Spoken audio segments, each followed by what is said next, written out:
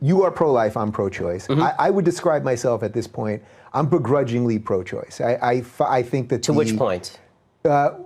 I believe that, first, on the most libertarian side of it, I believe that the government shouldn't be able to tell a woman or a man with what they want to do with their body. Now, I understand also that if you believe that there is a life there, then the government is supposed to protect life. So I'm going to concede you something at the same time why I'm saying I'm not pro-life. The reason I'm asking to what point is I'm asking to what point of the pregnancy. To what point in the pregnancy. So I would say, from everything I have read, I think that basically until 20 weeks.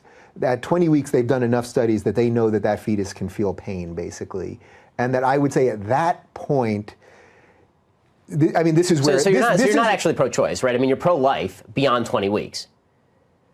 Right? Because people who proclaim they're pro-choice are generally pro-choice all the way to point of birth. No, I've had people on the show who have told me that literally till the week before a 9-month term they're pro-choice. That's in the Democratic Party platform, yeah.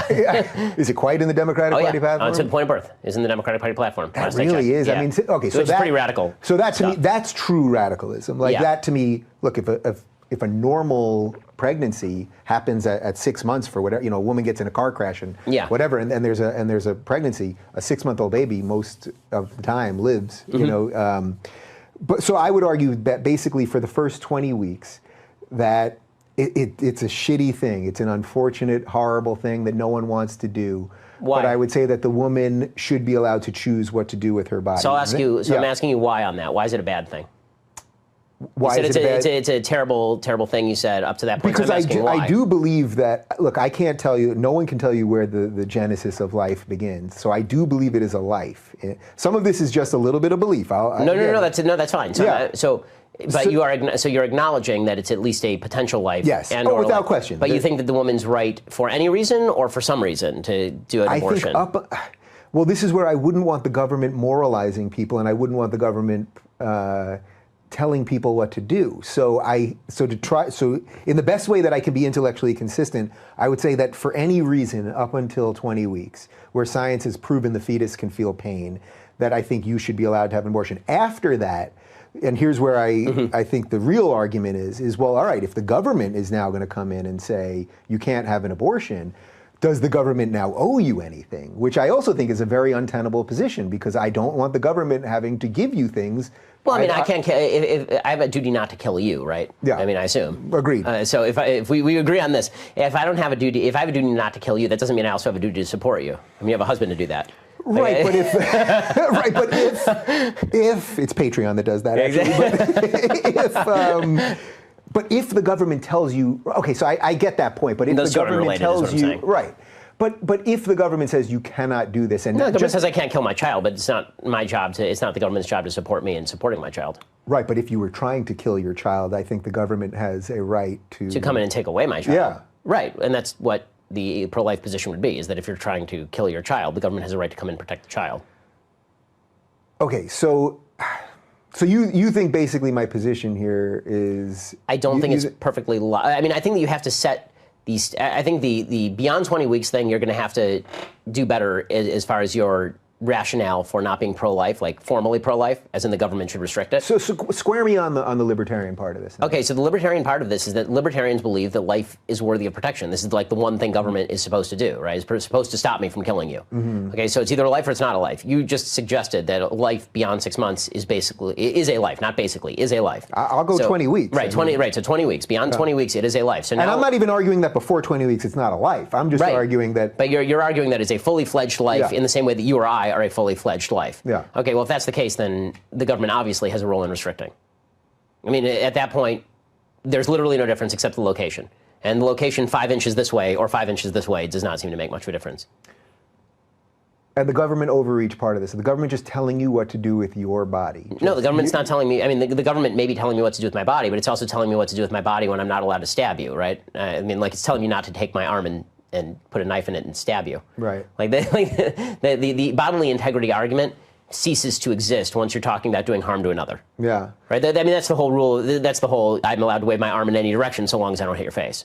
You know, it's interesting because I know this argument won't compel you, but but I'll give you something that's based on feeling and anecdote from a woman. I love feelings and anecdotes. Yeah. You know, that's my favorite. I know. It's my favorite. I love it. Just go. Feeling, just make it happen.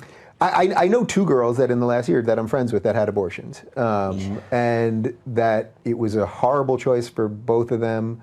One in a committed relationship, and I don't know all the specifics of their sex life, but whatever, and one that it was just a one-night stand.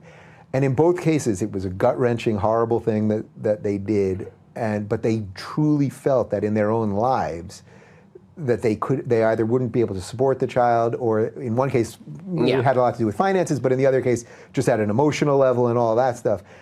And the idea that we would then force them to do that, and then at the same time, where Republicans don't want to then offer any help.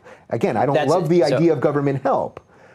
It all just doesn't square for me. So a couple of things. So one, to me, the most dangerous thing here is not the government restricting. It's the suggestion that human beings have the subjective capacity to define as life that which they wish to preserve.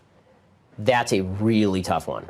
Okay, there's a whole group of people in America who defined people arbitrarily as property for hundreds of years.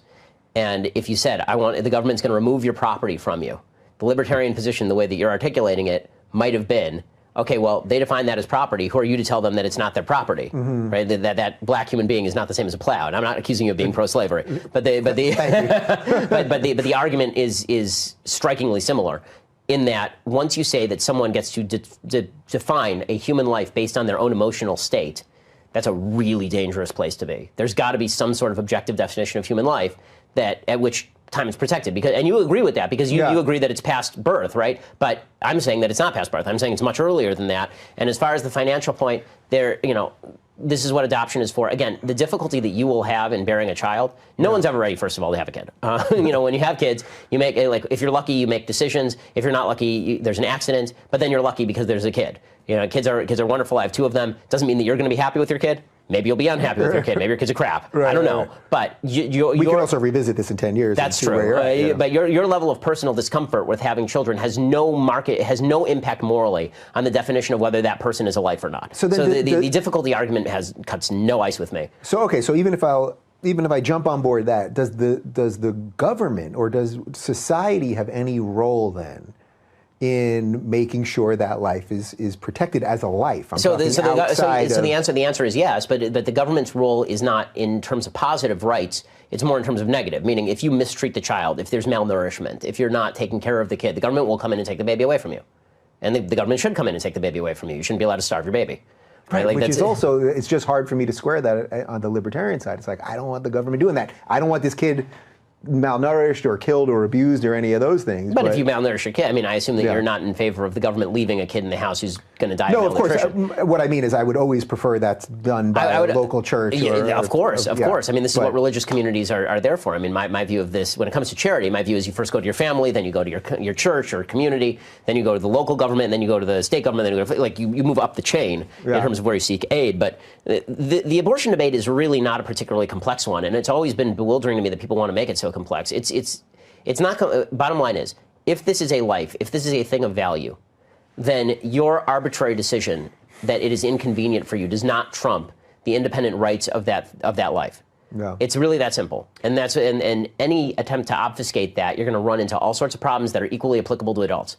Right? As soon as you say that, I didn't want to have a kid because I can't afford the kid. How many couples can afford a kid when the kid's one? Right. Right. We're not ancient Spartans. We're not going to take our children and start throwing them off cliffs, right? It's not 300. This is in China, right? Yeah.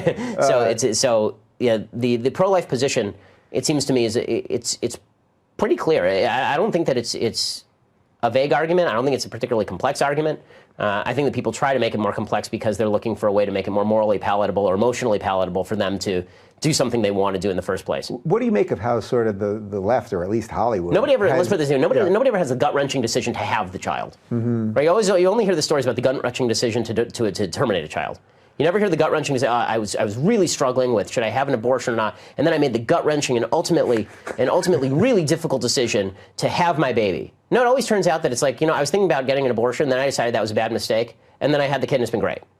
Right? Like it's never gut-wrenching to choose to have it. You only hear people speaking in the terms of gut-wrenching and difficult and all the hassle I had to go through to make this decision when they make the eventual decision that they want to have an abortion, which says to me a lot of people know deep down that they're doing something that has moral weight, and they don't want to acknowledge it. So instead they just rewrite the logic and say this thing has no moral weight at all. And this is why I was asking you at the very beginning. Yeah. why is it bad that somebody has an abortion at 19 weeks?